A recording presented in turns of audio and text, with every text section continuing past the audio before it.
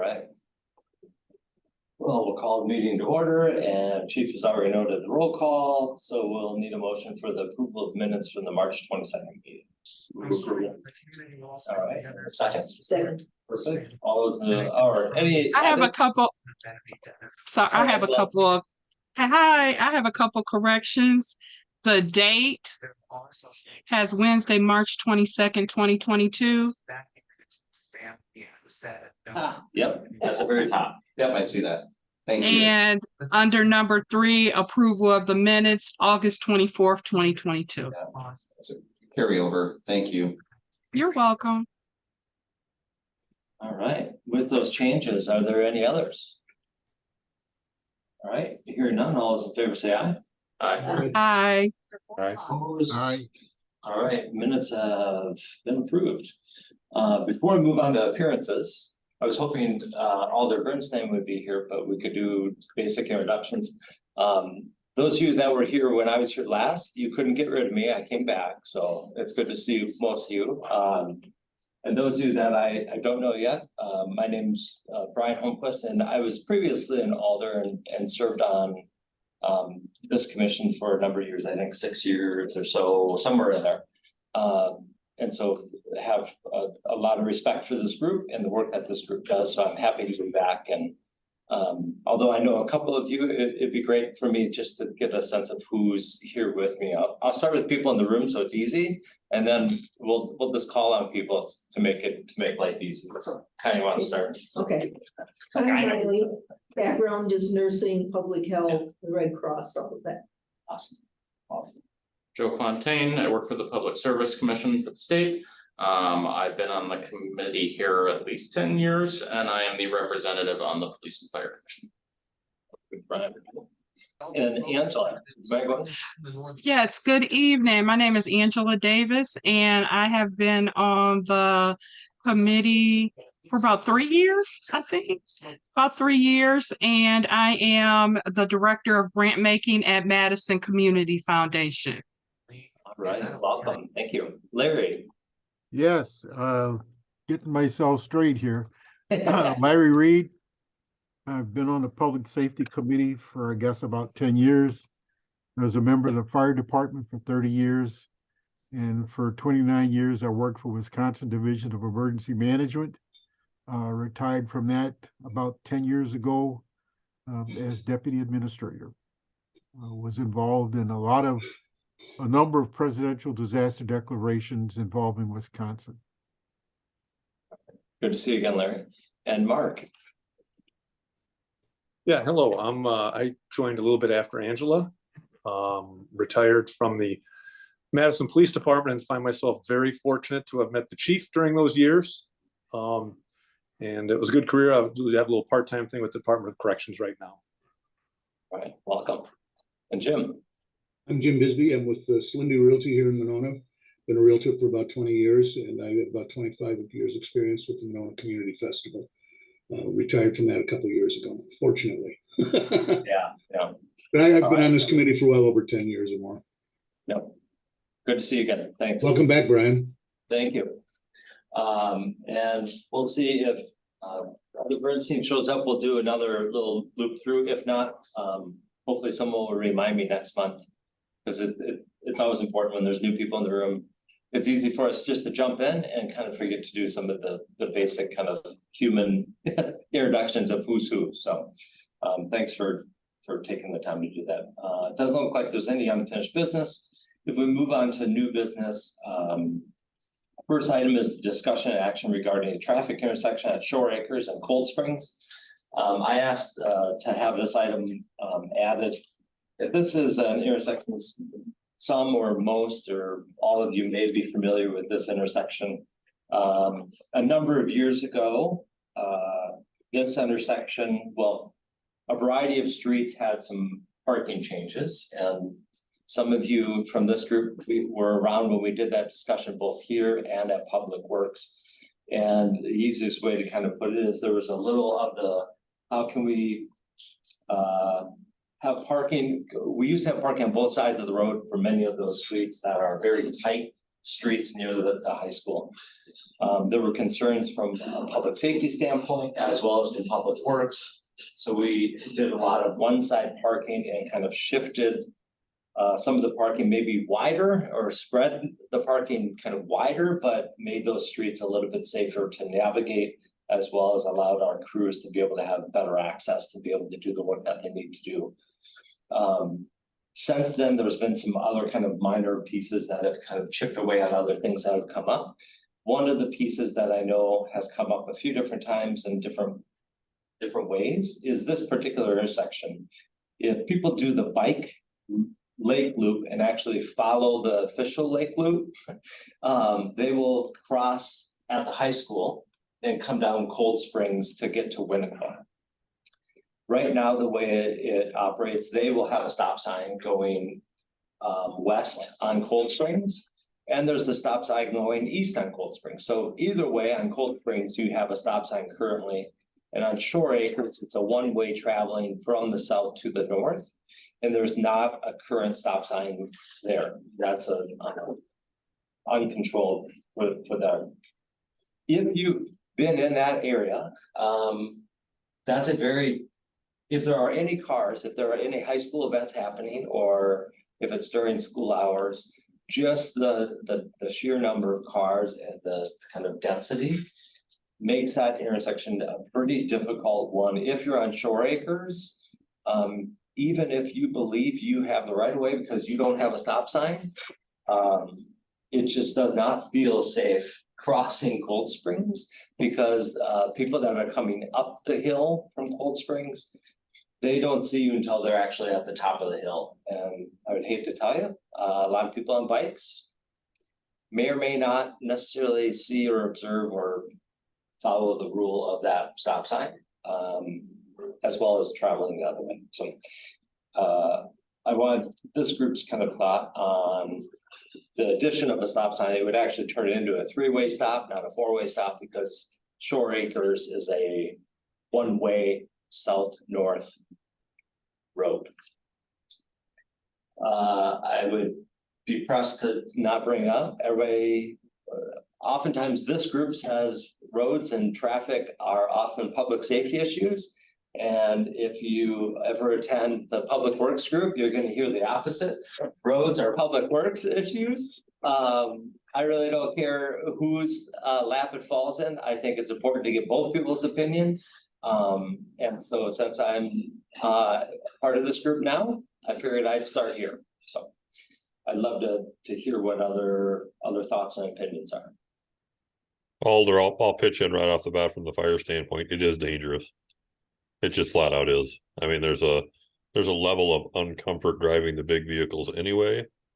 And I can tell you feedback from my staff is, oh boy, are they going to stop? Are they going to stop? Are they going to stop? And you're halfway through the intersection. So I would wholeheartedly support a three-way stop there. All right, thank you.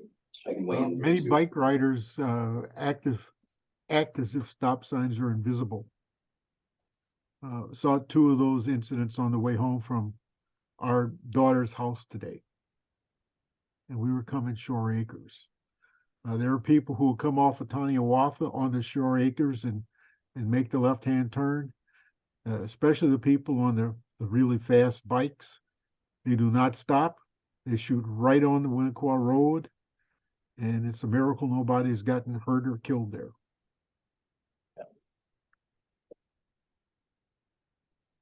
Others on Zoom land? I don't feel obligated to share.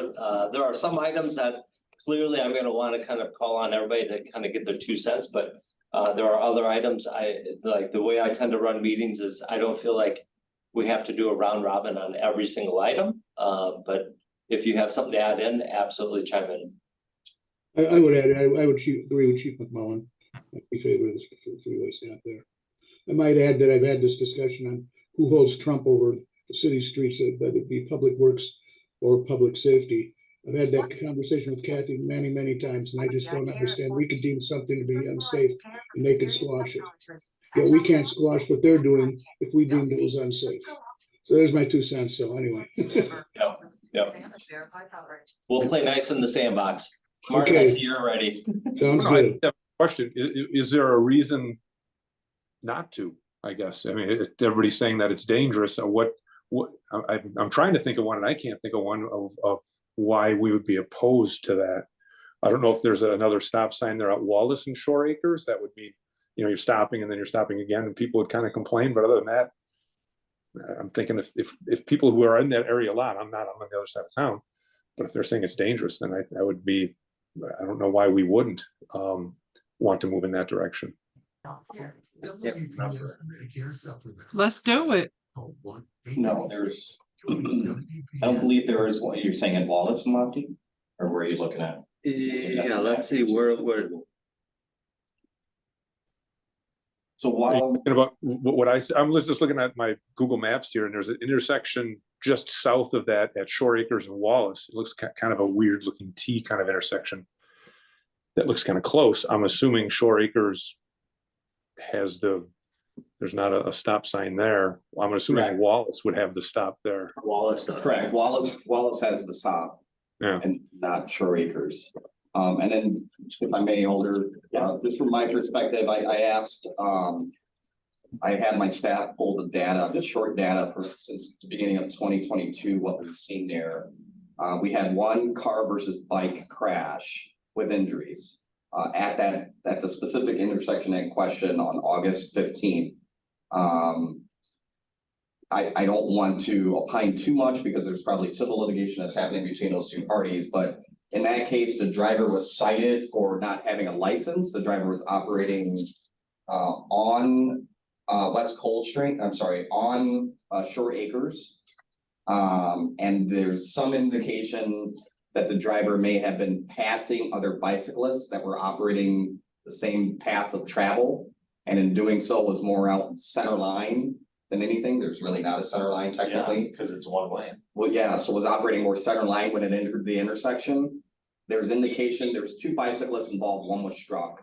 There's indication from the second bicyclist who witnessed this horrific act of their friend, I think partner, getting struck, or family member.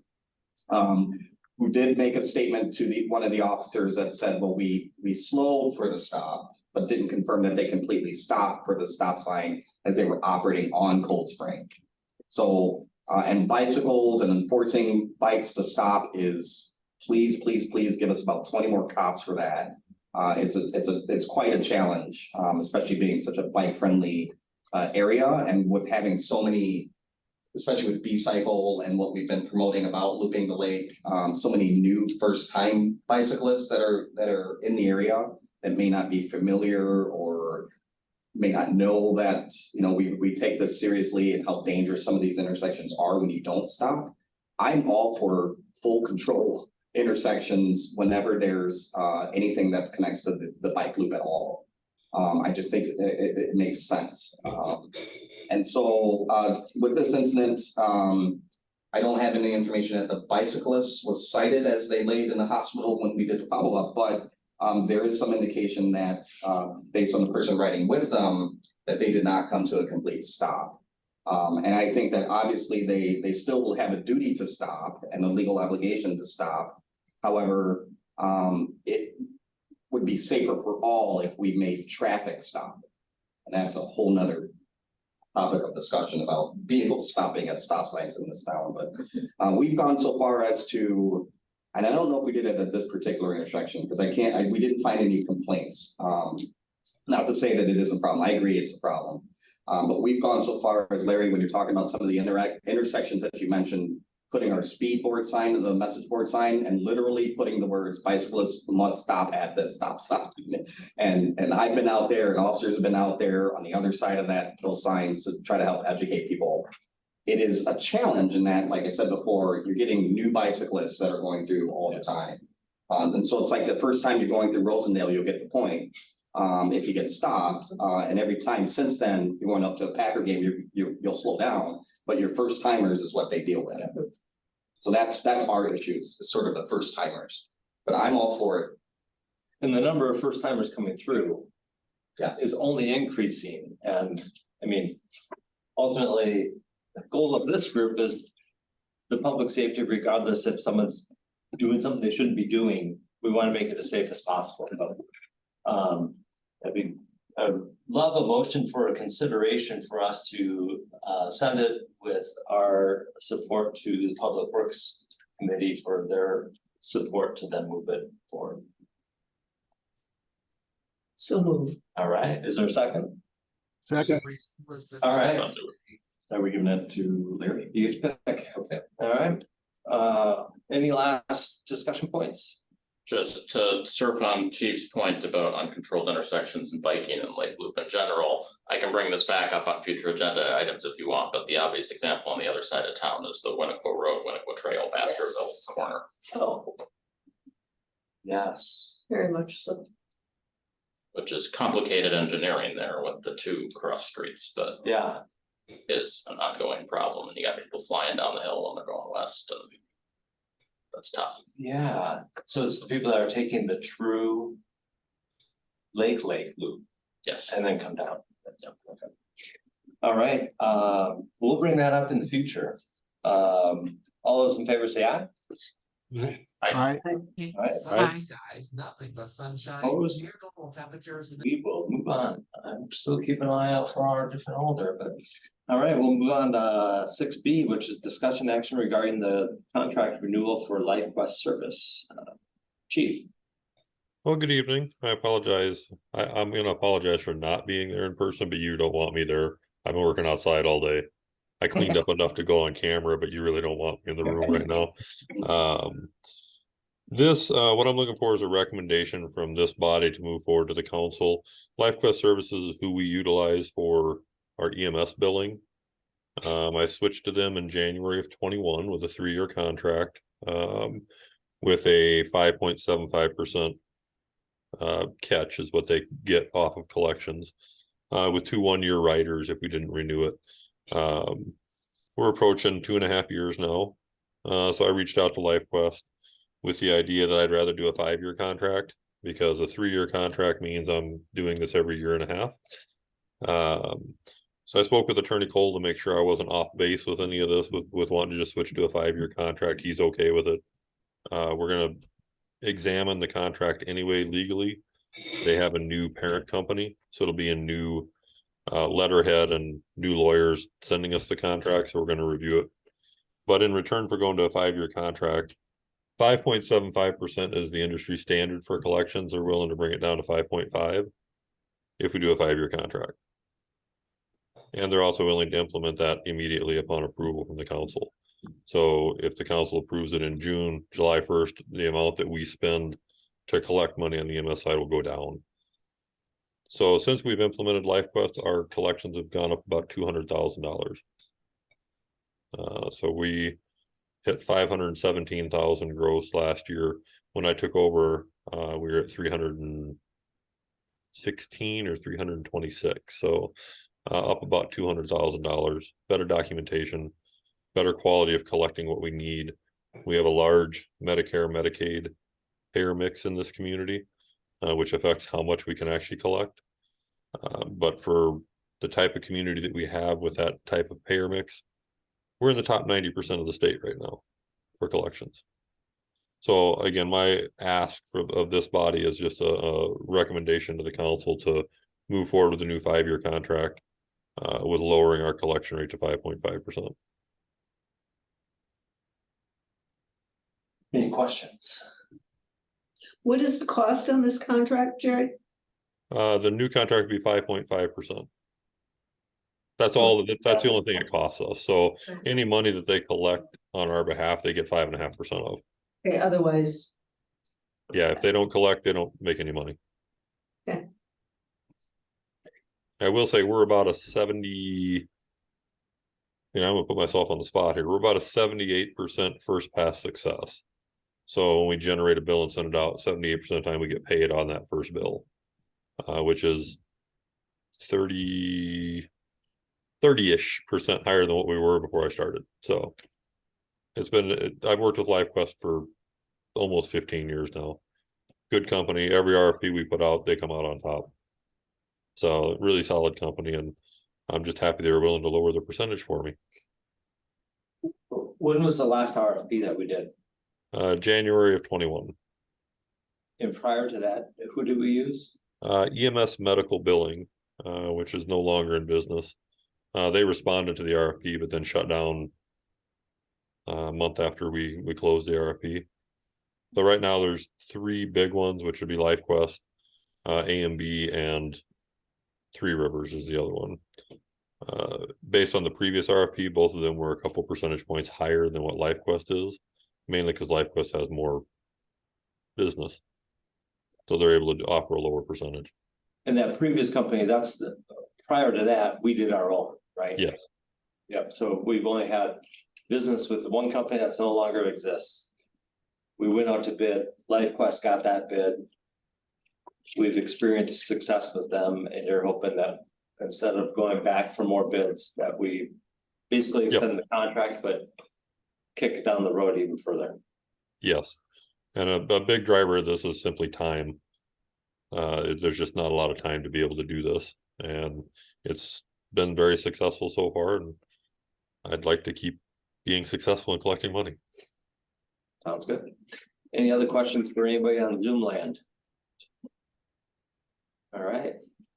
Seeing none, is there a recommendation for approval to council?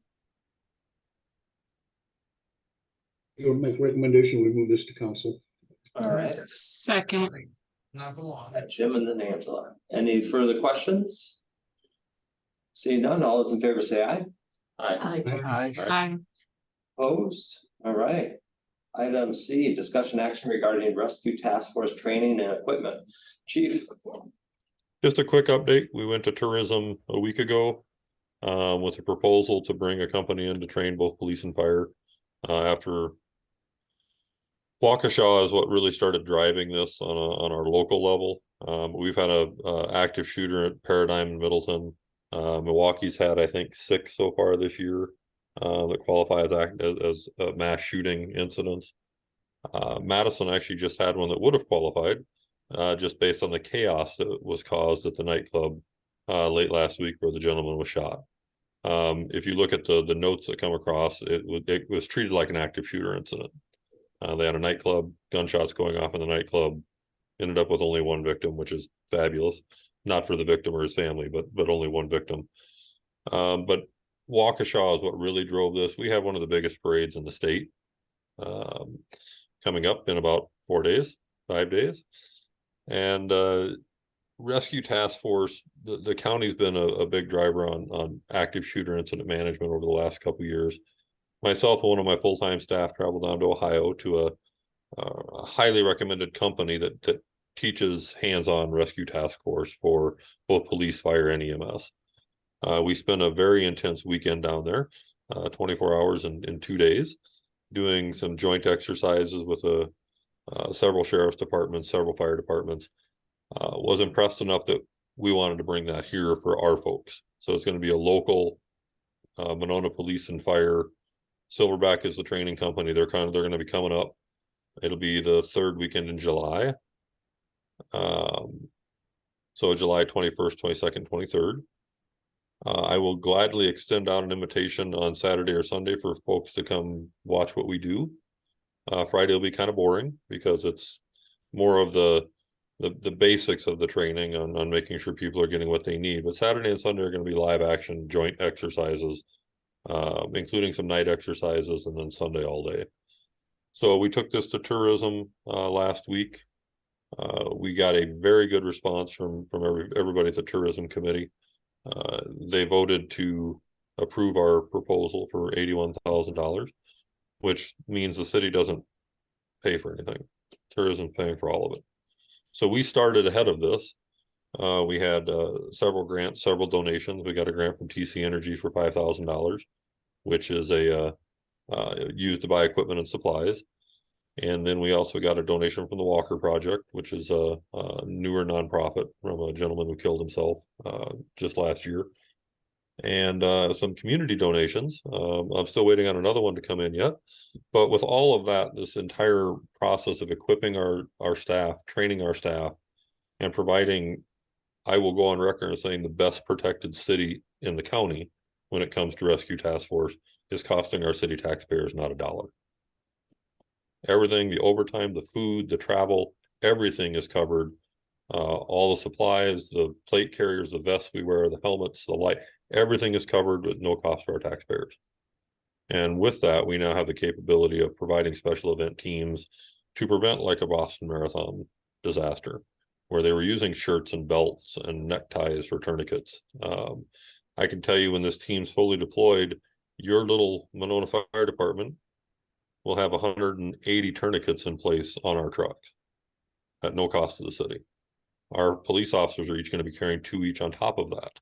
So that's another 40. Right now, Madison Fire Department carries 10 tourniquets per truck. That's what they carry. And again, on a patient that may suffer blast injuries or gunshot wounds, you're going to use 2 tourniquets per patient. So we've set up to be able to treat upwards of 40 patients just for our little city, for active shooter or active threat incidents.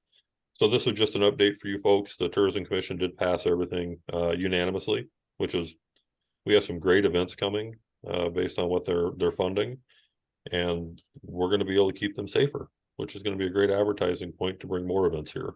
So just an update, don't need anything from this body. I just wanted to make sure you're all on in the same loop that I am when it comes to this. It's a pretty passionate driven thing, especially with stuff happening close to home. Unfortunately, what happens is things happen that are bad, and then everybody's like, oh yeah, we need to do that. And that's what happened in Waukesha. They had this disaster happen. Then they trained everybody in RTF and how to deal with this. We found a way to be proactive and have it in place before something happens, so we can respond appropriately if something bad happens, which I will say the police chiefs had a big part in this as well. There's a lot of training and cooperation that has to happen to make this work. And it's going to be something Dane County hasn't seen yet. So we're going to set the bar high and then be able to go out and train other communities to do the same thing. Nice job, Chief. Any questions or comments? All right. Jerry? Yes, sir. I think this follows along the line somewhat to my comments at the last public safety meeting about being better prepared for a flood event and having security to the area. So you know who's in there and who's not, in case you have liability issues come up. And what I saw in my career in emergency management was that people began paying more and more attention to these kinds of things and how they connect nationwide. Oklahoma City, every state and federal agency you could think of showed up with their incident command post, but no way to coordinate the incident command post. And you started seeing a lot more training in unified command and those kinds of things, or even bring in, you know, human services and public health, because those kinds of incidents can get big. So I think this is a good idea. Thank you. All right, we'll pause again. Our second alder joined us. So earlier we did just a quick little loop around, kind of if you want to share a little bit about yourself, just basic introduction. But that way then we can do a quick kind of introduction so you know who's here. Okay, Because you may or may not know everybody, I don't know. I probably just know a couple. All right. All right, hi, everybody. I'm Rick Bernstein. I'm the newest alder in the bunch. I live on Greenway and McKenna. We've lived in Monona since 2012. I'm retired. I used to work at the State Historical Society. I was there for 30 years. I knew Angela when she was there. But now I work part-time for the Dane County Historical Society, maybe quarter time. But basically I'm retired and empty nester, and I've always wanted to get involved with public service. So this was my opportunity, and I went through the process and here I am. So thank you for doing your public service this way. I appreciate you all. You want to go? Sure, I'll start. I'm Connie Miley, and my background is nursing, 40 years in public health and CDC. And also then 20 years in Red Cross and being the coordinator of health services. So here I am. Joe Fontaine, I live on Winnebago Trail. I work for the State Public Service Commission on energy and broadband issues. And I am the representative of the Police and Fire Commission on this Public Safety Committee. I serve on both. I serve on both. Oh, great. So that's just one thing to know, that this group does not oversee hiring and firing. That is that group. Yeah. Which is why Jerry and I are always on our P's and Q's. Yeah. That's why we keep him here. No, so usually someone from this group serves as the liaison between this group and that group. So You'd think they could find someone more intimidating, but they didn't. oh, we tried. And that's a state mandated group. Correct, yeah. Okay. We'll just go in the order left to right. Bisbee, you're up. My name is Jim Bisbee. I'm a realtor with Slindy Realty here in Monona. And I've got about 10, 12 years experience on this committee. I also have many years experience as one of the organizers of the 4th of July Festival here in Monona. And Mark. Hello, yeah, I'm retired from Madison Police Department. I have a part-time job with the Department of Corrections now, really part-time, because I like retirement better. And I've lived in Monona pretty much all my life and been on the committee just a little less than Angela. I think she has the dates better than I do. So maybe about 3 years, 2 years, something like that. All right. And Angela. Hi, Alder. Nice to see you. As you know, Angela Davis, and I am Director of Grant Making at Madison Community Foundation. I live on Monona Drive and been on the committee about 3 years. We're going to go with 3 years. I like that. We'll go with 3 years. And I should have said in my previous career, I was a community development planner in a planning development office in my hometown in Indiana. And Larry. Yeah, Larry Reed. I've been on the committee for about 10 years, 12, I forget exactly. I was on the fire department in Monona for 30 years. And for 29 years, I worked for Wisconsin Emergency Management. Henderson is the only member asked. Thank you. All right, and we are on 6D, I believe, which is update or discussion on the upcoming hiring process for Monona Fire. Chief, you're up again. Real quick, what Larry neglected to mention today is he makes a heck of a bowl of chili as well. Every year. Yeah, they make great chili. This is just a, and you and Dan do a great job. This is just a quick update. We will be having a hiring process. One of our full-time members, his last day is June 4th. His wife is a new resident, and her medical center match happened to be Pitt. So both of them, they just got married last Friday, and they're moving in a week and a half to Pittsburgh. So nothing like getting your match, moving, getting married, having a honeymoon, all that in the space of about 4 weeks. So we'll speak more about it at the Police and Fire Commission to hammer out the exact process. I just wanted to make sure everybody was on, and again, in the same loop, that we will be having a hiring process, not for any bad reason. It's just that Pitt was just a little bit too far for Tom to be able to drive to continue working here. He wanted to stay. They were trying to get someplace closer. Pitt is where she matched. So we'll be having a process in the next probably 6 to 8 weeks for hiring of a new full-timer. And E, discussion action regarding fire prevention ordinances. Well, see, I'm going through this stuff quick now. This is great because I want to give Chief Cheney plenty of time to talk. Oh, yeah. This is initial is just a heads up. In my previous life, I worked for City of Madison Fire for almost 20 years. What I found is our fire prevention ordinances are not the greatest. Nor were our inspectors trained the greatest on what we do have. So I've rebuilt the fire inspection program, but in process of that, we're going to be rewriting the fire prevention ordinances as well. Most of them are going to mirror City of Madison, their best practice. They've been sued in court multiple times and won. So I will shamelessly borrow the parts I can from the city of Madison fire prevention ordinances, which will switch us to the International Fire Code instead of NFPA 1. International Fire Code is far easier to, from a customer standpoint, far easier to read and understand than the NFPA codes. And from an inspector standpoint, far easier to separate out violations to be able to write. The side effect is they're far cheaper to order on their 3-year cycle than NFPA codes. And we also will still have the ability to write out of NFPA 1 as part of this, but the primary code we would write fire-wise would be the International Fire Code. So this is just a heads up. There'll be a lot more coming, probably starting next month. I'm about halfway through the first rewrite. And what it does is currently our fire prevention ordinances, I think, are 6 pages. Madison's is 34.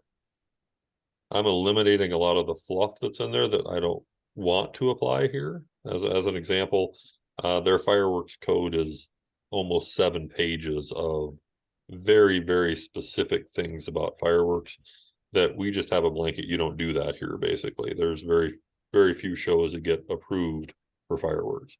Madison has them all over the place. So we'll cut a lot of that out, but the scope of work is about 40 pages. So probably the next meeting, I'll have a rough draft for everybody to take a peek at and ask for feedback. And I'll give you what we currently have and what I'm proposing, and give you folks a chance to digest it. This is not going to be something we can instantaneously flip the switch on, unfortunately. So we're looking for probably a January 1st adoption date. So I'm trying to get it in place now so people have plenty of time to provide feedback. We have time to provide education to our consumers. Not that there's a lot of changes on their end, it's just much more clear on what we can do. So this is just more of a heads up to make sure you're aware that there's going to be a lot of ordinances coming for this board to review and forward onward. So that's one of the other fun jobs of this committee is ordinances. So Looking forward to it. F, which is discussion and action regarding replacement of the engine schedule for 2025.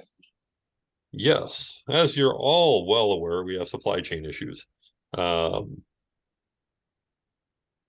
In July of last year, so we have a truck that is slated for replacement in 24 that we were going to pay for in 25 is how the math works. It is a 2004. It's a 20-year lifespan on these trucks, so 24 would have been the replacement year for this. Unfortunately, due to supply chain issues, that's simply not possible. So it is going to be 25 before it gets delivered. What I set my apparatus committee to was starting to find the best replacement for them. I gave them free rein. I did not give them any guardrails other than I want a small engine like what we have with engine 4, which is the engine being replaced. We don't need a giant 40-footer like we have with engine 2. But have at it. You guys take a look at it, figure out what we need. Here's what we've got. Is there anything else we need that we don't have? You guys do the work and provide me with a recommendation to bring back to you folks. It comes to you folks, you approve it, it goes to the council for approval. The reason it's on here tonight is for us to get this truck delivered in 2025 at all, we have to order it by July 1st. We have to sign the contract by July 1st. I might be able to push that to August. Right now, we're looking at a November of 25 delivery date. So the committee has done a lot of work in the last year. They've got it narrowed down to 2. One is our current provider, which is Pierce, has provided our trucks for many years. They also looked at Custom Fire. They put out an RFP. Have people, here's what we're looking for. Tell us what you can do. These 2 are the only 2 that actually responded back. So what they did is they sat down individually with these 2 companies and built the same truck. So each truck is identical. So from the external standpoint, the only thing that's going to look different is the logo and badging on it, is who built it. Functionally, specs, design, look, it's all going to look the same. So when I started here, we had put in the capital budget a $850,000 placeholder for the engine. I laughed. The first capital budget I put out, I reduced that by $100,000 down to $750,000. We used about $40,000 last year in the capital budget to purchase new battery operated extrication tools. which is part of this project. So that brings that cost down to about $700,000 is what I put in the 25 budget, basically. We're gonna split it between 2 years. What I've got for you after all the work from my apparatus committee, quick point, fire trucks generally have a 1-year warranty. That's all you get. You get a 1-year warranty, doesn't matter what the manufacturer is, that's what you get. You get a 1-year warranty. Considered exempt, it's a commercial chassis. They don't support it over a year. Well, some of you have heard my complaints about our engine 2, our newest engine. It was in the shop for a month last month, as they're working their way through codes and getting things fixed. Pierce has actually been working very diligently on this, which is fantastic. But as part of the committee, they came back to Pierce and said, for us to consider you need to put a better warranty on this truck than a year. And Pierce, as of yesterday, came back and offered us a 5-year bumper-to-bumper warranty. Parts and labor, everything on the truck, including the chassis, everything. So what we're doing is we're switching away from a custom chassis, which is the fire trucks you see we currently have with the cab over design, the ladder, both of our current engines, the front wheel sit back, and you have that cab over design, the flat front. What we've done is we switched to a commercial chassis, so it's gonna be a Freightliner. Much more readily available parts. We're not reliant on Pierce's custom parts in the chassis, so it's a commercial Freightliner 4-door chassis. But what they're willing to do is provide a 5-year warranty on that chassis, along with everything box-wise, pump, everything is 5-year bumper to bumper. Custom Fire, upon hearing that, came back and offered us the same thing. So they said, we can do the same thing. We'll do a 5-year warranty too.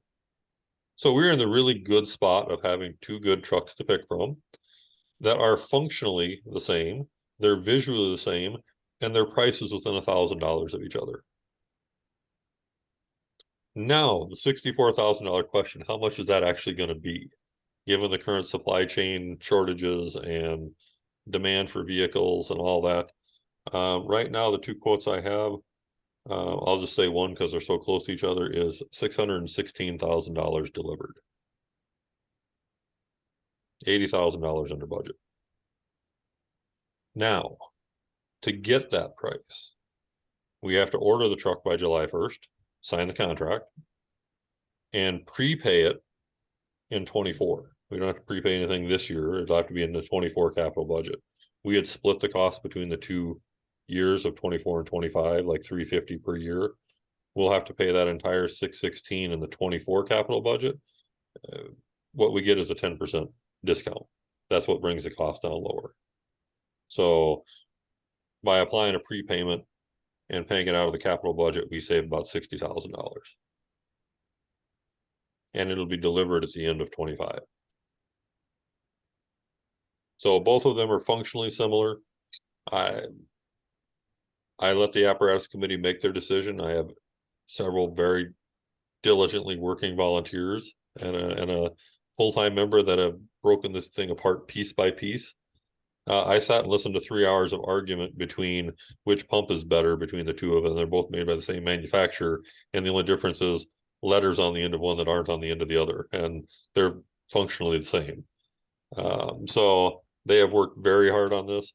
They have not had the opportunity to take an actual vote on which one they would like to proceed with, which I will honor and recommend that. But my goal is to get this moved to the council sooner rather than later for consideration by the council. Again, I would love to be able to put a solid, hey, the committee recommends a Pierce, and here it is. It's either going to be a Pierce or a Custom Fire. The price is literally within $1,000 of each other, and they're functionally the same truck. So what I would like is a recommendation to move this to council to have this approved over the next few council meetings, or disapproved if they don't want to go this way. Yeah. And our Pierce trucks, they get serviced relatively nearby. Isn't there a service over on East Wash for that? For our Pierce trucks? The fire trucks themselves go to Slinger. So it's Okay. Reliant Fire is the warranty office that does all the pump testing and DOT testing and all that. Most of the time they can do a lot of it in-house. Anything major, it has to go out to Slinger. They used to have one up by DeForest, and it actually shut down. But it's either Slinger or Iowa.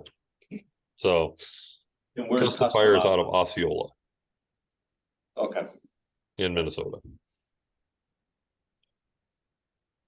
all right, any questions? How does that work to get something approved?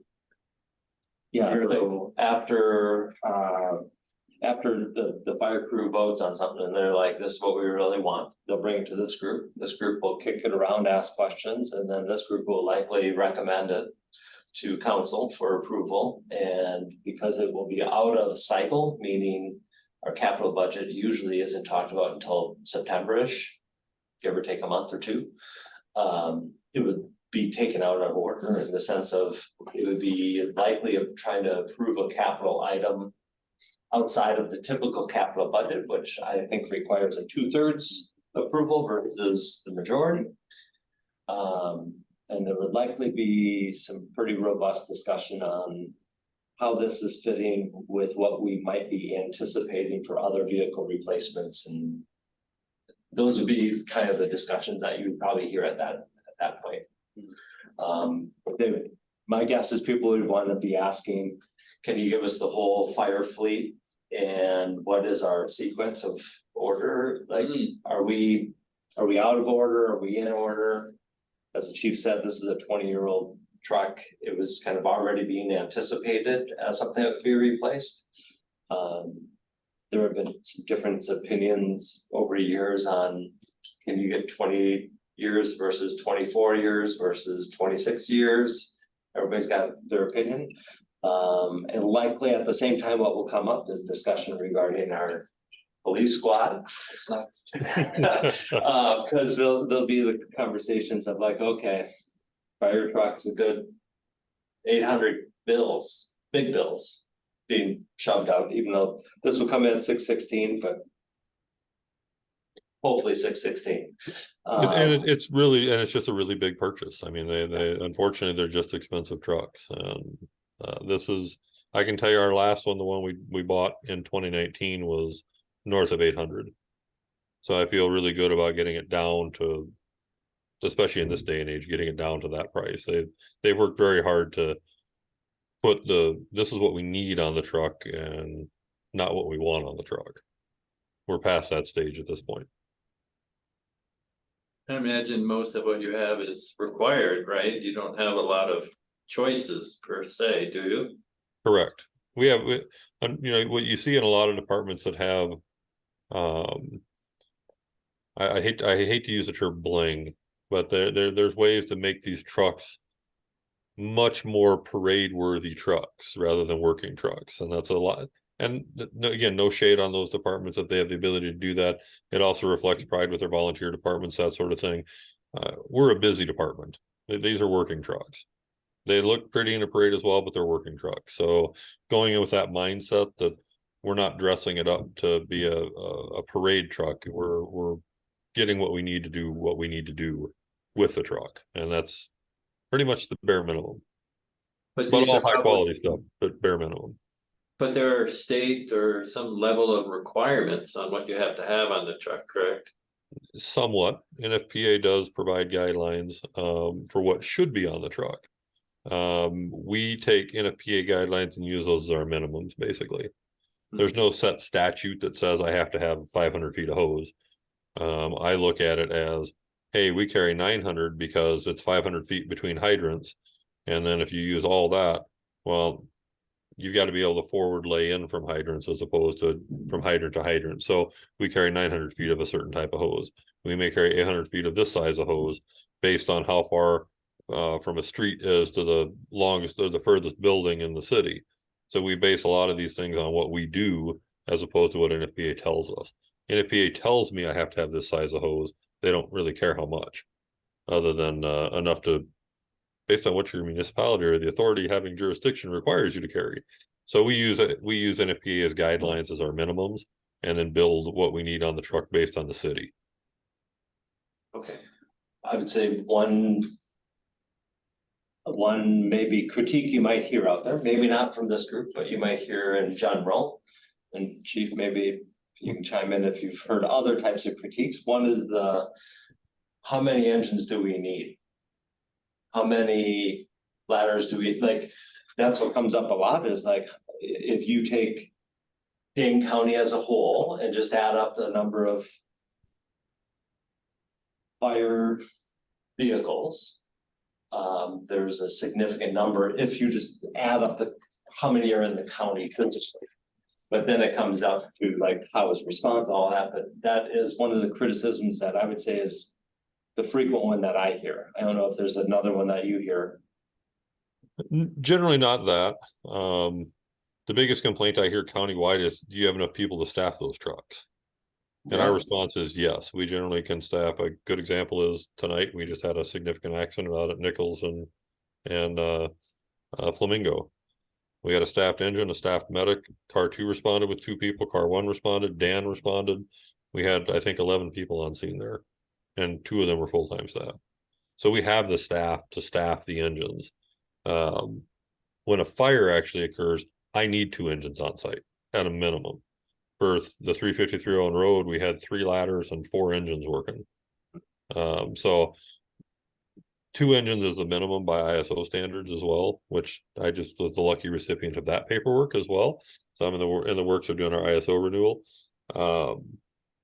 But ISO is based on how much water can you move, along with how many people can you move. It's how much water can you move. And once you drop below 5,000 gallons a minute, your rating suffers, which means everybody pays more in fire insurance. So right now we're to 3. I think we may possibly, if I do all my paperwork right, may be able to get to a 2. But 2 is about as high as you can get with a combination department. Every number 1 agency in the country is a full-time staffed career department. I'm curious. You're saying that the type of equipment you have impacts people's fire insurance? Absolutely. Every homeowner in Monona saving money because we're investing in a certain fire truck or fire equipment? Because you invest in your fire department, you get a lower fire insurance rating through ISO. Can that be quantified? I mean, that's a great Absolutely. justification for the As soon investment. as I get through the ISO paperwork, it will be shared with this body, so you get to enjoy it just as much as I do. So, Wow. I mean, that's a great talking point. Yeah, one of the big items is response time, which you'll get to learn a lot about here soon. Especially when it comes to the hiring and that whole discussion of, is there people on the truck? And our whole discussion regarding paid versus volunteer. And who's here, like direct response versus coming here. Go spend, if you haven't yet. Yeah, Go it's on my list. Yeah, go spend some. come good down time. anytime. Okay, It is a really mind-blowing kind of yeah, concept of the world of fire. if there's something going on, one part of the city and you're a volunteer and you live right next to it, you gotta come get the truck, but Okay, Jerry will fill you in on all of Alright. that. It'll be good stuff for it. All right, any other questions that people have? I have another. Yeah. Sorry.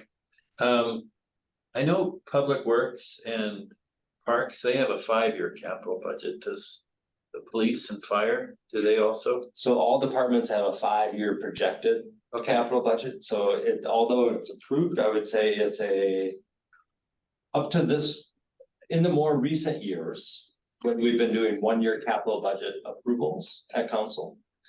The 5-year has been placeholders. Is probably the best way to say it, of like, I anticipate, here's at least some of the sequence of things.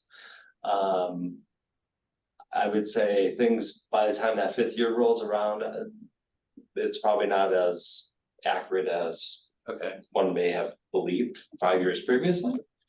There used to be a time that there were, I believe, 2-year and 3-year capital budgets done, where projection over time is more important, and I would maybe even think about that.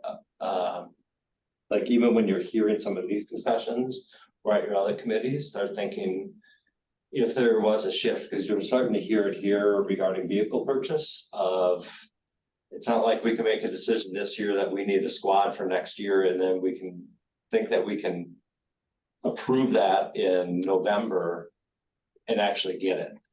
It's, if we approve it, then by the time we can get it ordered, it's probably another year or a year and a half out. And so we will either have to start approving things so far in advance. And then we'll be playing catch up. So Public Works, for example, they had trucks that just got canceled, but they just get an email that says your truck's been canceled.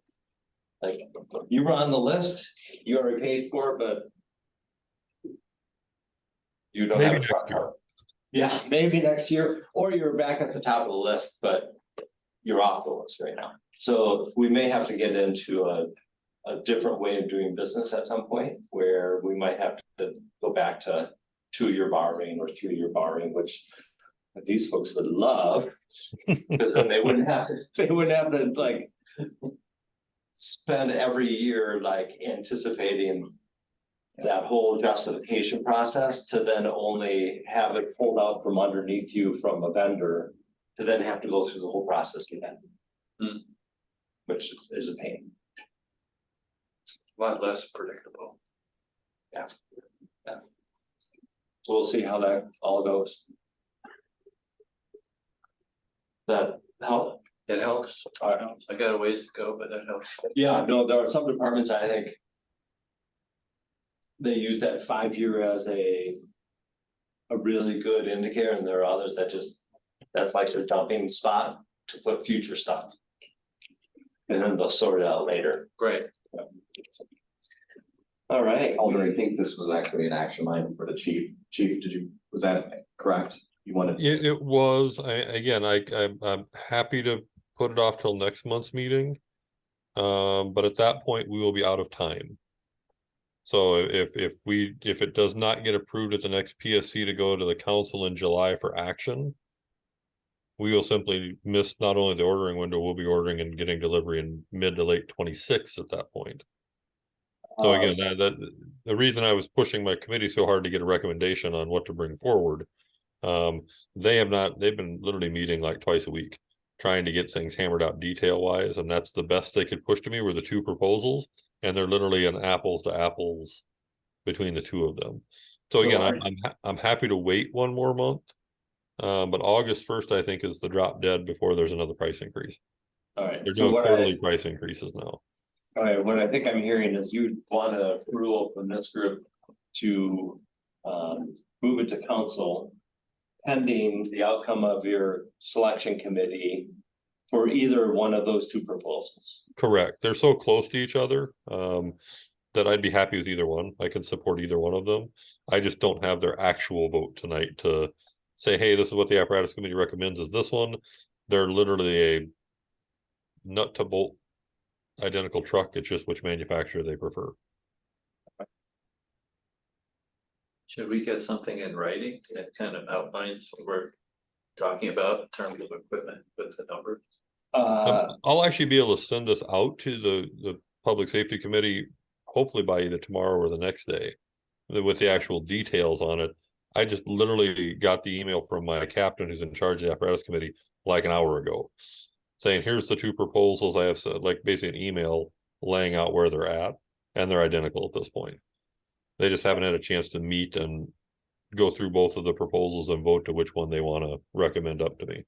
But both of them are, again, functionally and financially the same cost. Typically, this group, in my historical, is not necessarily get into the nuts and bolts of what's on the truck itself, but on the concept of replacement schedule, which historically this group has kind of been consistent with the 20-year replacement schedule for engines. The idea of support, it would really be asking this group to support the replacement schedule as it has been up to this point, and supporting the group that has done the additional work on the building of the truck, which has historically been done for all fire apparatus, that there's a committee that's usually put together that does all of that very, very, very detailed work. And when you spend some time down there, they'll walk you through of like the whole idea of like, you want to be able to have things that are pretty routine and rote, that if you're hopping in certain trucks that you know where things are by kind of muscle memory rather than having to relearn, oh, what truck am I in kind of thing. So historically, this group has not looked at the specifics of the truck besides the aspect of the big general thing on warranty. Have there been other issues with the vendor itself? I know at one time we had some issues about having to ship a truck away for quite long periods of time. Those have been some of the main issues that I've heard from this group over the time. I'm not sure if there are some others that have been around a while that might have some other concerns or questions prior to a recommendation from this group. At the council level, we usually still don't get into the what size hose are you putting on there, but we might be more focused on the replacement schedule, and we might have other questions at that time, or at least I might have other questions. And I will include, like, to the council, I'll generally include like a detailed drawing. Here's what we're getting, so you can see it. It gives you not necessarily specifications, but this is what the truck does. It's, if you're interested in specs, I tell you, I just got the Pierce book for their proposal, and it's literally this thick. Every specification down to the size of every nut on the engine is in there. So our apparatus folks go through that literally. I think Dan's been through it at least 6 times, if not more, just to see if, and they catch things. They note things and they talk about it, and they get it fixed at the vendor level, and they get a new book. And so it's very detailed. But I will generally provide more of a general, hey, here's what the truck looks like. Here's the specs we're going with for like a pump and that sort of thing, and here's why. But if any council member wants to see the detail, they're more than welcome to come on down, and I'll spread the books out on the table and answer every question that I don't know the answer to, but my apparatus committee does. So Anybody willing to make a motion? I would make a motion that we recommend the recommendation that Chief brings to the table from the subcommittee from the fire department. Ultimately, I think we're gonna go with whichever one he decides. As long as he's straight with it, we're okay with it, I'm okay with it on my end. But I would recommend we make that recommendation, take it to council. Second. And there's a second. Any other discussions? All right. New Delhi, recent events 1,000. With 50,000. I think that's just background noise, so we're good. All those in favor say aye. Aye. Aye. Opposed? All right. Look forward to the details, Chief. appreciate it. I'll actually get it out to you by the end of the week, what I've got. So All right, thank you. And now we switch over to the other version of buying vehicles, police squad. Thank you, Alder, you pretty much covered it. Or we're in the same boat, and actually we were one of your police department was one of those cancellations as well. So we're about a year behind from what the council has authorized and approved us in our capital budget project to what we're actually able to get and when we see it.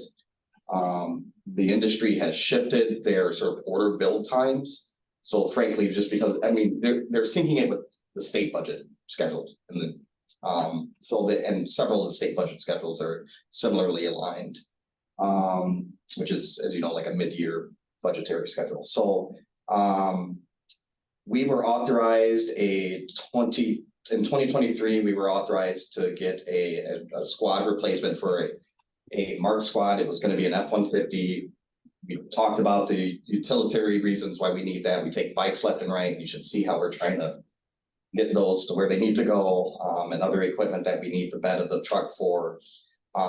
When that was approved, I was very happy. However, Ford said, that deadline is over with. You're gonna have to wait. And that order time has yet to come, and we're mid-year 2023. And I've been waiting ever since it got approved. The budget got approved last fall. So we're hoping to see, get an order in next month or the month after, but I need council's permission to do that. So that's why that's before this body. You may not have seen it. For those of you who aren't here, you haven't seen it. Yesterday, we just got delivered a hybrid vehicle from the car that was canceled for 2023's authorized purchase. And we just got it yesterday. And we were supposed to have that early 2023. Or sorry, 2022. So we just got a squad. That's a 23 squad. It's a brand new squad. It's great. But we were supposed to get that squad last year. And it was paid for, I think, in 21. Correct, and paid for in 21. Yeah. So we're behind, and I agree with what the alder is saying, and as staff, as we sit and discuss, police, public works, probably our cycle of how much or how frequently we leave squad, maybe parks, is more frequent than the bigger ticket items that the fire department requests. We ask about 2 squads every year, just because of how we run our squads, they're pretty much 24 hours a day in some capacity. And the higher mileage you get, the sooner your warranty is over with. And as soon as that happens, you're draining your operating costs. So we like to keep our squads within 5 years, so it's covered under that manufacturer's warranty. And because of how we use our squads, how we get on our squads, how we hard break our squads, it's just a natural thing of being a cop and how you operate a squad. Our squads take a beating, and so we need that cycle, and that's pretty typical of what you see other comparable police agencies in their squad replacements, typically every 5 years. Now our take-home squads, my squad, well, I have a police explorer because I write tickets and pull people over, but Sarah Duman's squad, the assistant chief squad, for example, which is a plug-in hybrid, or Lieutenant Weigel squad, which is a 1.4 cylinder Ford Escape. Those will last about 7-8 years. I mean, because they don't drive them that bad. Our patrol squads need replacement. So this is my request to, when the truck slot is finally we're able to order it. I need council's blessing and permission to say, yes, order it. And this is one very important step prior to getting to that point. I need your blessings to recommend the council so that I can do this again at council and ask for the same request. So to be clear, this group has already approved this once before. Yes. Right. A year ago. We bought it, but we didn't get it, so now we gotta do it again. Yeah. The do-over. And you paid for it. Well, it's We borrowed the money for it. Yes, we're paying the interest on it. Yeah. We borrowed the money, but we just haven't been able to get it Haven't been able to spend it. because of so we have a build slot that's ready to go. We just need to wait till that window opens so we can say, yes. We're on their email list of folks they notify when that build slot's available. And then we'll just have to wait for the car to get here and hope, because it's an F-150, I doubt they'll cancel it on us. But with the Explorers, for example, we had a squad that was totaled because of this crash. Everyone's okay, but it was totaled. It's one of the oldest in the fleet. But there's a squad shortage. There's a police Ford Explorer inventory shortage. I was able to find, the staff was able to find one in near Hilton Head, South Carolina. And I spent the whole day wheeling and dealing to try to make this happen, and talking to our finance manager, director, and getting all the approvals I needed to say yes to that, because it was already approved through insurance and whatnot. So it's being delivered from South Carolina. That's the closest we can find one. I'll go down and get it. Yeah, I know. I offered to go because it's right from Savannah, and I love Savannah, so I offered to get it too. Gonna make a trip out of it. I think we bought a public works vehicle from way out east. And they flew the person out there to drive it back. Yeah. Oh, that's. So we just have to be That's the creative. way we could get it. Yeah, we just have to be creative around here, but we actually worked with the owner of the dealership directly. And he was able to knock the price down, so it was like a 2,000 difference from the state contract. The state contract isn't working because they can't get a car for us, because everyone's working with the one dealership that's authorized to sell at the state contract price. Yeah, I think council is gonna have to come to some sort of coming to whatever moment and figure this out, because everyone's gonna be in the same boat. And unless we want to keep revisiting this year in and year out, I think we just have to look at a 2-year for replacement vehicles or whatever cycle that council is comfortable doing, to alleviate some of this pressure and stress from having to go through this. Yeah, for sure. All right, we need a motion then. Motion to recommend a do-over. All right, a second. I'll second it. Perfect. All right. Any other comments, questions? Seeing none, all those in favor say aye. Aye. Opposed? Awesome. We are on to update and discussion regarding traffic enforcement data. I'm just gonna share my screen here. Please let me know that you can see it. Somebody please pipe up when it shows up. All right. Yep. Okay, great. I've shared this with this committee before. This is a traffic dashboard. It's available to the public. It's on the My Monona if you go to the police website. I use this regularly. It's good. I'm a visual person, so it's good for me to see our data plot plotted on a map. It shows our traffic activity to include our citations, our warnings, some of the calls that we've gone to, and our crashes. The reason you see all these dots out in here yonder, we're all deputized here. Your Monona officers, Calvin Barrett deputized all of us. And we participate in these countywide stolen audio initiatives, et cetera. So remember that if you're outside of Monona city limits, people, that we can pull you over anywhere in the county. Yeah, I see you driving. Get home. Yeah, right. It's rare that we do that. We like to keep the business in-house, but we have a duty to protect the community at large, and so How does that happen? Are you normally going well beyond the boundaries or? is there- something is drawing us there. Yeah, So sometimes a person who we may, you know, it may be involved or related to another investigation that may not be known to the person, and we don't have enough probable cause to stop them for a traffic violation. However, if it's a public road, we can follow you or you or you, just like you can follow us within reason. And the violation happens outside of city limits. While we're still deputies, we can still enforce county traffic laws and Okay. issue tickets for county offenses. okay, Yeah, but some of these dots really are from the countywide stolen auto initiatives. So we actually meet in this room. The last operation was 70 police officers from all over the county. We hosted it here. It's a Dane County Sheriff operation because of where we're strategically placed. We play host. And it involves aerial assets from the National Guard and the State Patrol, trying to recover stolen autos and safely. So we go all over. So we stay in our neck of the woods, but we might venture out, say, for example, east side of Madison. If there's 2 Madison officers that are set up on a car that comes back stolen, and we're trying to safely apprehend the person. okay. Does that make sense? Yeah. Yeah, so I get you. it's a group effort. There's other traffic grant stuff that Correct. happens. Yeah. So we have the BOTS grant to the Bureau of Transportation Safety. We typically get awarded seatbelt grants, OWI grants, and speed grant throughout the year. And that will go to council for approval when those come up each time.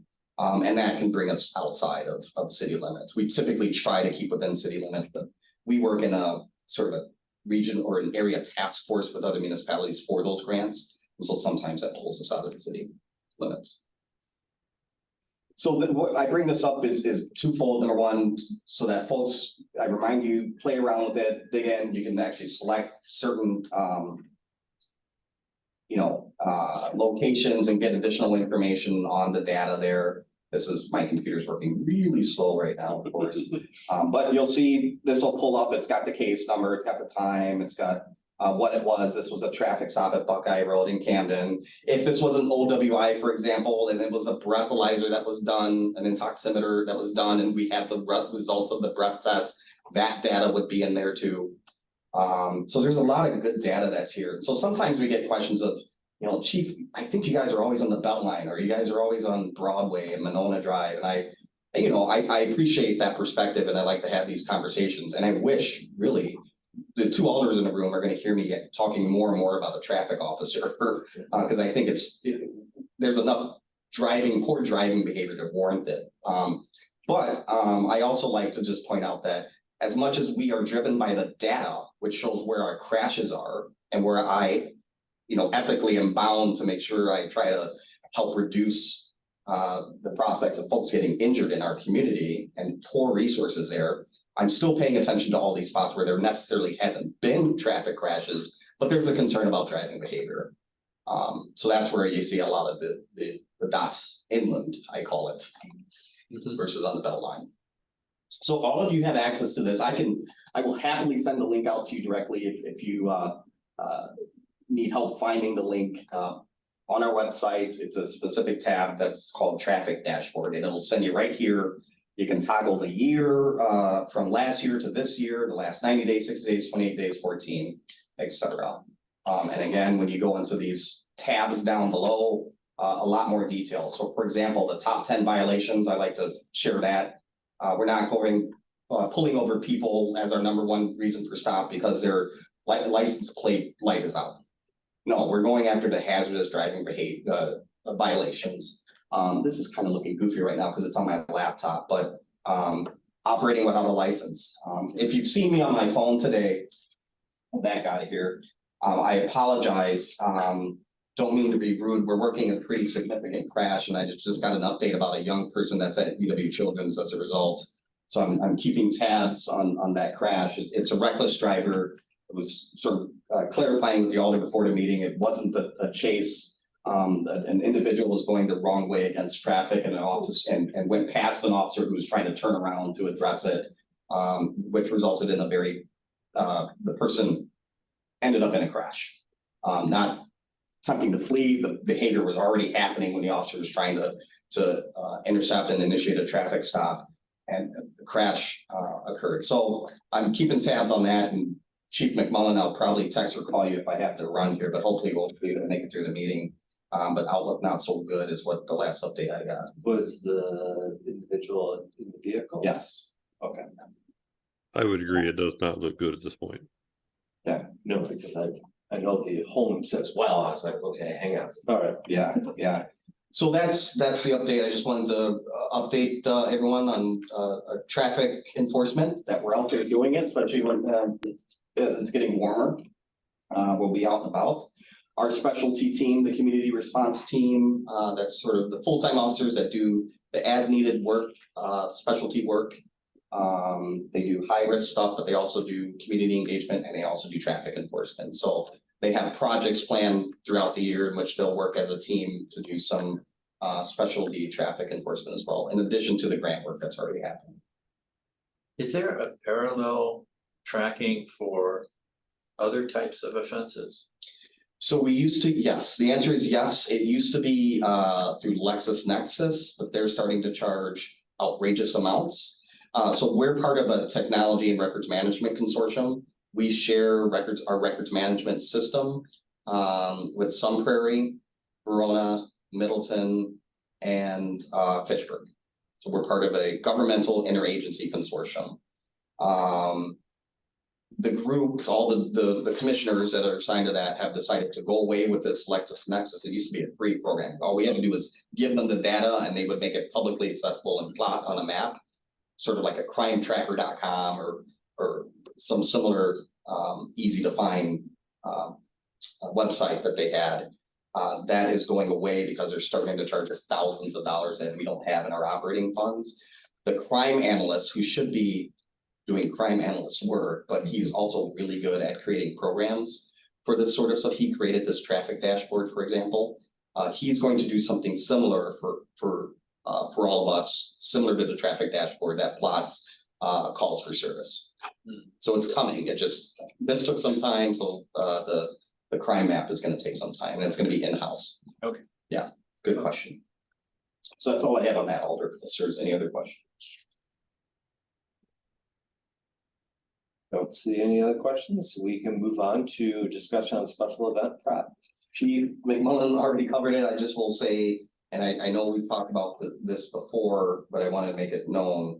After the 4th of July Community Festival and concerns that I had about making sure that we shared intelligence between law enforcement, I marched my rear end up to the FBI office and had a very long, in-depth conversation to the FBI agent in charge as related to the Highland Park shooter being here in the Madison area while our event was going on. And so we, and I feel really good walking out of that conversation and working with our partners at the Wisconsin Department of Justice, with the FBI, and really starting to prepare and plan together for events here in Monona. We were for fireworks events in the Madison area. So if you did a simple Google search that day, fireworks, we were the event that came up. I know there's a lot of things that haven't gone public as it relates to the Highland Park shooter and his intentions and what he Googled or where he was going to go. I'll just tell you that there's enough for me to be concerned that I'm aware of that we're making all these preparations. And so when you hear me talk about the officers having slung AR-15 rifles, as you and I discuss, and you've been a part of these discussions, there's a reason I'm telling you that this is a necessity to keep everyone safe. Two things, it the officers are all trained and equipped and qualified to use the weaponry, but that we have to at least match the potential weaponry that's threatened against the public. And or the vehicle intrusion threats that exist every day. So Highland Park, I know we talked about Waukesha a lot. Waukesha, I talked to Danny Thompson, the chief in Waukesha, who's the chief at the time of the event. I've read through their entire after action report. I've gotten information about Highland Park's event. The Chief McMullen and his staff did a great job of bringing in a sergeant from the Nevada State Police, who was the person in charge of that horrific Harvest Music Fest event that injured in upwards of 700 and I think 800 people and killed 74. So that sergeant came here to Madison, thanks to Jerry and his staff, and we hosted that, brought in law enforcement and firefighters from all over Dane County to come and listen to this sergeant talk about that ordeal. And that's one of the things that he talked about was Las Vegas Metropolitan Police have a policy because of the optics that they were not allowed to deploy and keep readily available their rifles. This sergeant, who I don't think has any problem saying this in public, you have to know the delivery of this guy, it's brilliant, but he went through a lot.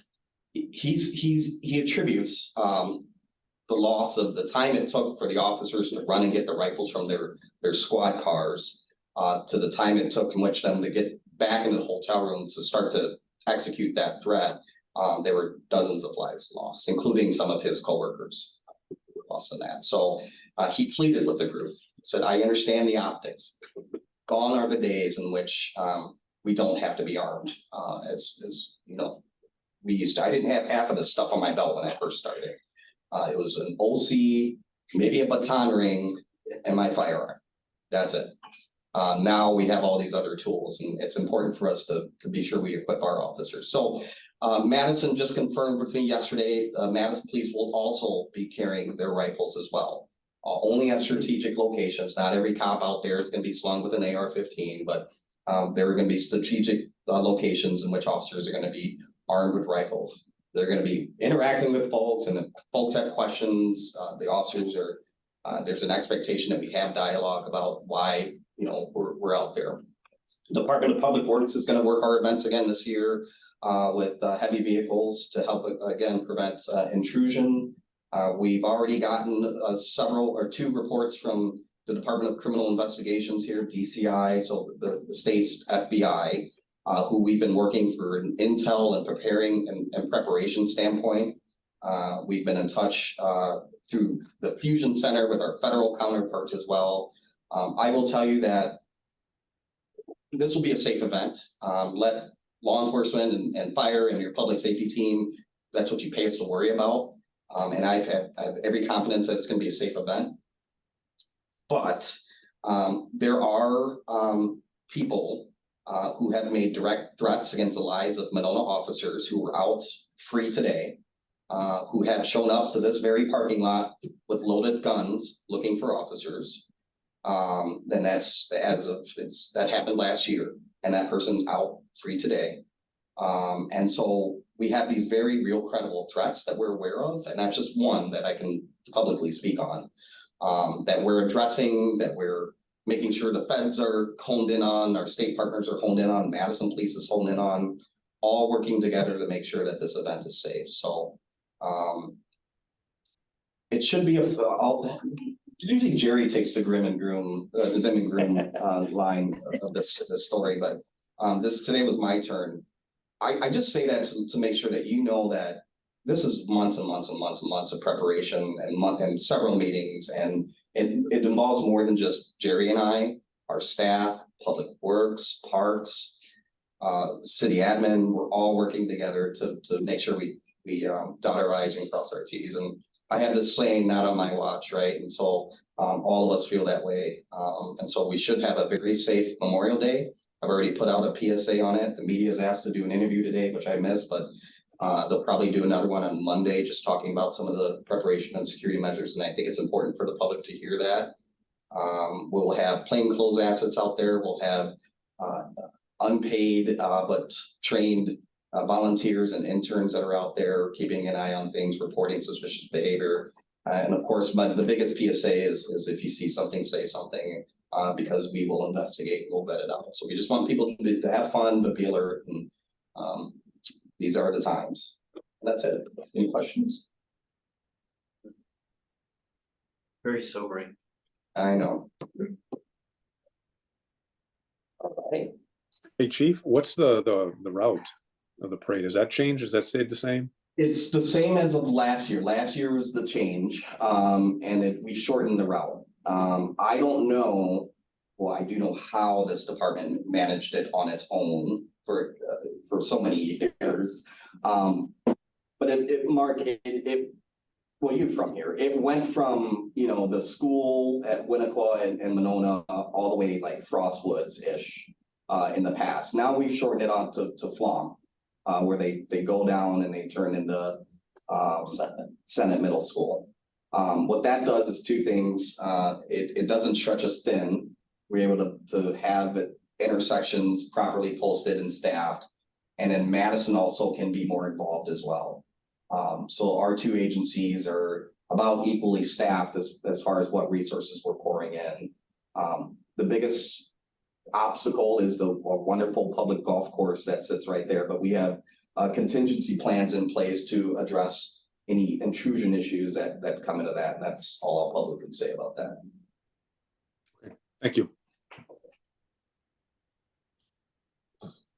Thanks for all your hard work and planning. Yeah, thank you. You bet. Jerry and I used to do this when we were in Madison, so we as dark book as this is, it's kind of our bread and butter, and so we like sort of doomsday planning because that's how we know we can keep everyone safe. And you know, even if you think about drone technology nowadays and what drones, you know, you turn on the TV and you see things about the Ukrainian-Russian conflict, well, it's war. And you see how drones are being utilized in that atmosphere. That is obviously something we're paying attention to because the feds have sort of given us a heads up about the potential there. And so we have our own drone out and about. We have officers who are going to be trained and equipped to address threats such as those. So never would in 21 years when I started after 9/11, I wasn't necessarily thinking of a drone issue, you know, and now you do it, and that's okay. It's just as long as we pivot and adjust, and your wonderful group and council supports us by equipping us, training us, and making sure that we have enough staffing to do our job. And I feel that you're doing just that. So thank you. It's back to you, Angela. Thank you all for the support. We're not going to get everything. We know that. We're a resource-strapped city. We get it. But when Jerry and we talk obviously before these meetings. When we come to you, typically it's what we need, not necessarily the Taj Mahal list. But it's on you. We respect that. We respect that it's your call at day to day. And I actually sleep better at night knowing that somebody in the political spectrum made that call. Believe it or not, your politics. Did you know that? Okay, because you're all appointed. So you're in politics in a good way. It's a good way. Right, thank you. All right, any updates on DEI? Don't know if we're done with Nehemiah. We're getting there. Nehemiah is, staff just had our final meeting, what was that, 3 weeks ago with Nehemiah, Jerry, I think? Yeah. So, and so now I think they might do some one-on-ones with department heads just to wrap everything together. And I think the shift is now going to be to the DEIB group, Diversity, Equity, Inclusion, Belonging group, and what plans that group has implemented or has put together as far as recommendations moving forward, and how city staff can implement some of those recommendations and plans. So I think we're done with Nehemiah. Is there a deliverable? Is there an outcome? Well, it will be, I mean, the biggest thing is that group is now charged with taking kind of the report as well as some other items, and now trying to help us come up with some action steps. The DEIB? Yeah. Okay, yeah. But with Nehemiah, were they producing a report of their own, or? No, the majority of theirs was, there was a staff driven kind of work around professional development was the majority of that. And then that also was paired not only for department heads and staffing, but also elected officials and others. Did you, as an alder, meet with them? Yep. Okay. I've done a lot of work with Nehemiah in my other role. Oh, Very little actually in this role in comparison to my other job, but okay. yeah. So if people haven't taken, like, you know, one of their main kind of bread and butters is the justified anger kind of class. And I know they're on Mondays, Great. but if you let them know that you're interested, Okay. in other times, they will let you know when someone's running something else, and they Oh. might That's good to know. slot you in. Okay. Yeah, there's always organizations kind of doing some one-offs, so. Oh, I will follow up on that. Thank you. All the department heads took that course and it was very Yeah, beneficial. and I wanted to do it, but it's a dead on conflict with Right. council meeting Yeah. right now. It used to be Tuesdays. Good to know. Thank you. All right, and any highlights from reports, because I know everybody's got, well, I know at least the two chiefs have some pressing items that are on their plate regarding this accident, so.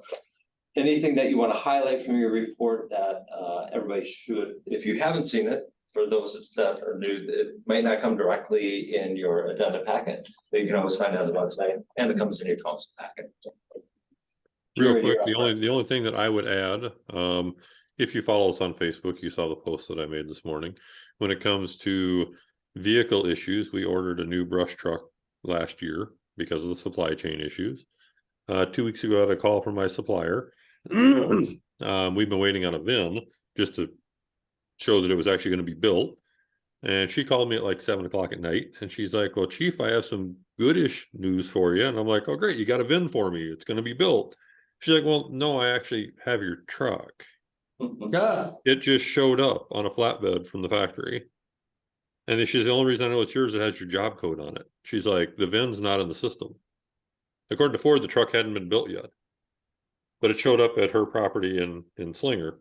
And took them about a week or so to try and get that sorted out because you can't title it because it hasn't been built. There's no certificate of origin to issue for it because it hasn't been built yet. They worked on that for over a week. They delivered it this morning. So it's parked in our bay next to our antique. The downside of that is because of the delay, we thought we were going to get it in March. We missed the DNR grant window for that, which is going to provide some reimbursement for building that into a brush truck. Again, we are a resource-strapped city. We will do our best, and we're going to get it done and equipped for $54,000 instead of $70,000. So we will not go over budget, regardless of the DNR grant being awarded or not. And in the spirit of recycling, because we recycle everything here at Monona, the old brush truck will actually become my take-home vehicle, which is kind of a full circle moment for that truck, because that was an 09 F-150, and it was originally assigned to Chief Van Etten when it was bought. And it was his vehicle, and then they used it as the brush truck for the last, since Walmart was built, basically. And so we have a new truck that actually can carry the skid unit without being overweight, and actually seat 4 people, and still fit underneath Walmart and in all of our condos. So we're going to reuse the old brush truck as my take-home vehicle, and likely strip the old police vehicle I have. We're going to use all the lights off of it for the brush truck, and use that as something for new folks and for classes and for conferences that don't warrant an emergency vehicle. But the vehicle still runs well. It'll work well to shuttle people to class, that sort of thing. And I also just found a vendor for our brush truck tires. Instead of costing us $2,000, I found a US-based company that remolds tires. They're called Treadrite, specifically for government agencies, including fire and EMS, that they can design them to exactly what we need, to the tire size that we need, and it's $150 a tire. Wow. And they're warranted, and they use 70% recycled tires in there. So from a sustainability standpoint, it's fabulous. I don't need fresh new tires. These will work well. I've already reached out to a couple departments that are using them. They've had 0 issues with them and have actually outfitted more of their vehicles with them now. So I will share that with our Public Works and Parks Department as well. If we can get these tires built the way we like them, they're remolded, not retreads. They actually completely rebuild the tires from the sidewall up. So With all of that, we should be able to get it in service hopefully before the festival and under budget. Wonderful. I'll just add on to the sustainability topic a little bit. The squad that's just in that needs to be equipped as a hybrid. We will be getting a non-hybrid vehicle. I've discussed some of the concerns and issues about hybrids. I was just involved in a chief's discussion with a chief from up north about his headaches with some of these Ford Interceptor SUV hybrids. When it works, it's great. When it doesn't work, that's the issue. And obviously with a smaller fleet, 1 or 2 cars out of commission can have a domino effect. But our incoming squads that we get, for example, my squad's due for a replacement.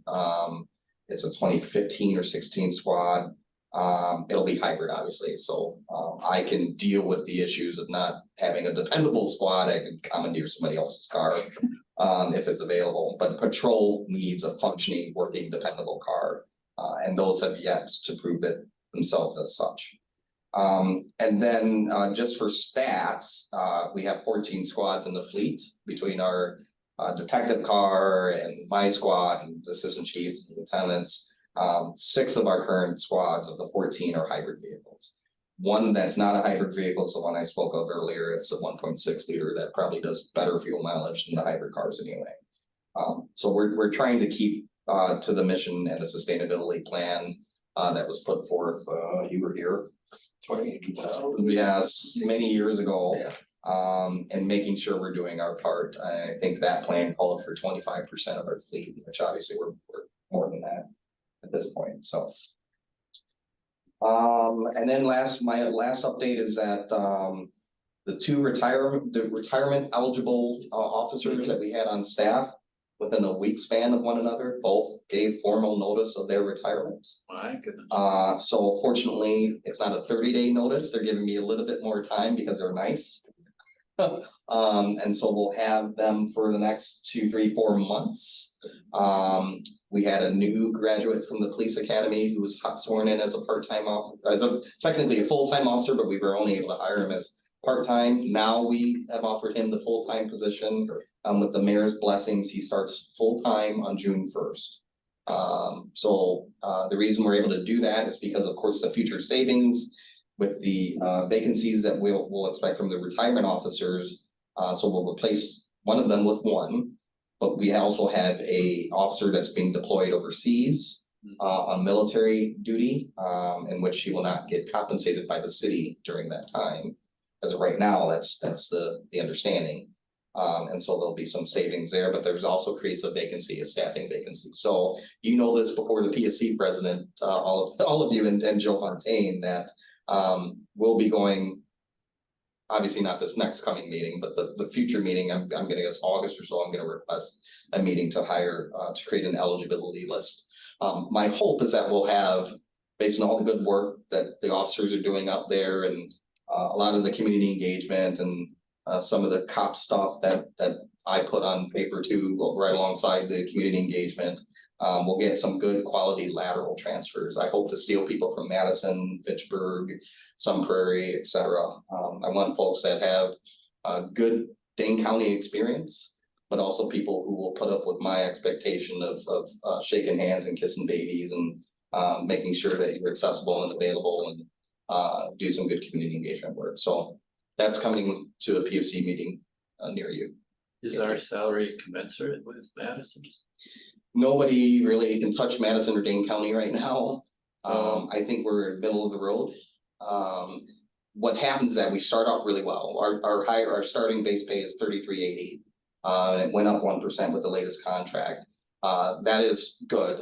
The issue is all the incentives like longevity, educational incentive. For example, Madison has, on top of your base pay, if you walk in there with a bachelor's degree, that's 18% in addition to your base pay. Oh. If you have a master's degree, it's Madison. So I work with my former job with a bunch of PhDs and JDs and all these brilliant people that work there. That's 22% if you have a graduate degree. Wow. And so that's where we lose.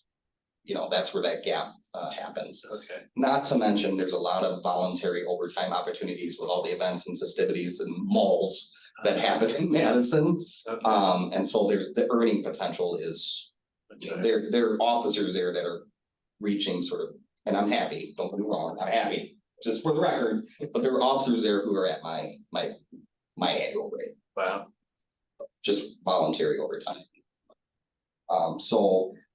Dane County recently offers an incentive, they're in upwards of $40-something an hour for lateral transfers with experience, working in the jail. So you have to want to work in jail for a little bit, but They need a lot of extra help. yes, yes. Counseling. But they're at a good dollar amount. So you'll always hear me say, we need to make sure that we retain our officers, that we pay them Dane County wages, right? As you all know, it's very expensive to live in Dane County, and we need our officers to live close to Monona. It means a lot if you're within our area. I think it means a lot to you all that they have some connection here, not necessarily having to be a Monona resident. There's limited housing here, as you know, but affordable, especially workforce housing, especially. But if somebody can live nearby, Cottage Grove, like I do, for example, you still sense that you're sort of part of the community here, and I think that that's valuable.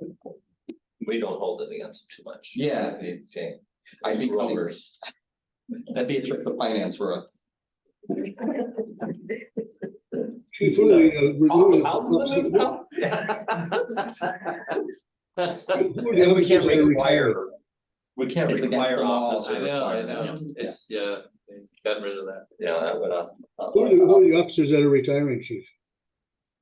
I think it's okay for me to say it. Kevin Schneider and Sean Fogelpants. Okay,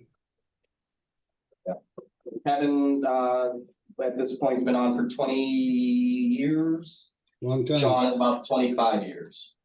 Yeah. They served it well. I agree. I agree. We hope to keep one or both of them on as part-time officers, but the way WRS works, they have to put some time in between that, but I can't guarantee a job, for example, but I hope to recruit them back. Give them something to do. Are they limited to that hour cap? If they come back as part-time? So part-time officers, their only pay, hourly pay is that base rate. They can't earn time and a half. And they can't go over a certain number of hours Correct. a year. It's like 800 or something like that. Right, which amounts to like 28 hours a week. Okay. Yeah, and the way our union contract is, the union gets first dibs at overtime, et cetera, so. It's, yeah, so, but it's things like, when we do have the vacancy, because that can burn out your whole staff. You get 2 people that you're constantly having to backfill, order in early, stay late, that sort of thing, cancel days off. They're going to be very eager to allow that part-time officer to work. Festivals, races, all these things that we have in town. Saturdays are precious commodities around here, so it may not be for somebody who's a comfortable retiree that used to do this job for 20-25 years that might want to come back and work a race and meet and greet and say hi to people. Yeah. And get paid $33 an hour. Yeah, it's not as bad. Yeah. All right, the other thing that ends up under reports, I know building and code inspection is still on this list, and my guess is it's probably, I'm looking at Fontaine here, it's probably the same as when I left. Well, we haven't had an update in years. Okay, I figured. Meaningful one at this meeting. So I'll bring that up in a future item. So I only bring that up in the sense of way back in the day, when this committee ended up putting through the ordinance regarding property, I don't even know what it's named. Unsightly premises. The unsightly premise one, and the whole discussion regarding how do you do that? And then the whole idea of getting a code inspector to help us do that. Where initially we had some work that we were doing, and then it kind of just fell off the wayside, so. I'll dig into it a little bit, maybe I'll have an update at next meeting. Alder, if I could, I can tell you from the fire side, it's because of ordinance, this body is typically the Board of Appeals. So if somebody wants to appeal a fire inspection issue or something that we write, they can appeal what I'm giving them to you folks. You're the step in the appeal process per ordinance. So I'll forward that ordinance on to you so you can see it, but I'm assuming that's why that's on there, is that's the ability, it's a section if people want to appeal a violation or appeal a punishment due to a violation via fire inspection, code inspection, that sort of thing. I believe that's what this body is, that board. My impression is it flowed right out of the unsightly premise. 'Cause then Yeah. we hired a guy to do it temporarily and we'd get those reports. And initially, we got it was one of the volunteer firefighter who ended up taking the job initially, and we would get a pretty detailed report initially. And then there was some shifting and He eventually left and the position wasn't refilled, and we would get reports from the inspector occasionally, but then that's been filling of that position has been complicated the past few years, and it's just drifted entirely. And I'm glad to say, in my previous time, I don't think anybody ever came here to appeal. I don't even remember it. I will do my best to not break that record, Alder. So. Yep, and let's keep it at 0. All right. Anything police and fire commission besides what we've already talked about? Just to confirm, it's a June 5th meeting, that has always been scheduled as our regular meeting around this type of year to appoint officers, reappoint the representative to this committee, which I'm at the mercy of the commission, but I assume it will probably be me. And then I imagine we'll talk about scheduling the upcoming meetings for the hiring processes we've talked about here. Perfect. All right, and we're scheduled for the end of June. And we will likely have agenda. Oh, yeah. I do like to take months off. No, so if there are items that we need to meet, we meet. If there are items that are pressing, we'll push. We know people have busy lives, so that way, when we are meeting, we want you to be here and we'll try to be as efficient with your time as we can be. But we won't just meet just to meet, so we'll go for that. Need a motion for adjournment? So moved. Second. I'll second.